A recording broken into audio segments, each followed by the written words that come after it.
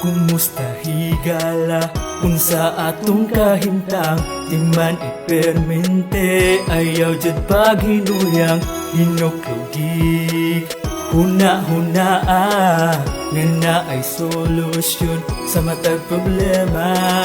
Karon na Pasko, ayaw pagpadala, kabalo kong naglisod ka sa giyagiyan ng problema. Way makababag sa tuwing suon, sabay tamo, tindog o mubangon. Maayong Pasko sa inyong tanan, ang diwas sa Pasko, iabot sa kadaghanan. Maayong Pasko sa inyong tanan, ang diwas sa Pasko, iabot sa kadaghanan. Ika sa radio mayong Pasko sa tanan, kumusang kinabuhi sa hagit nga giagian.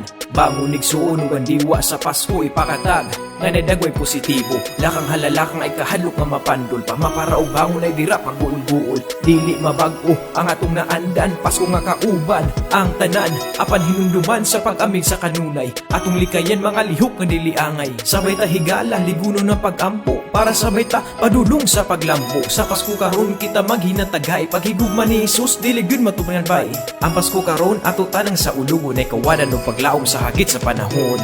Maayong Pasko sa inyong tanan, ang diwas sa Pasko, iabot sa kadaghanan. Maayong Pasko sa inyong tanan, ang diwas sa Pasko, iabot sa kadaghanan. Maayong Pasko sa inyong tanan.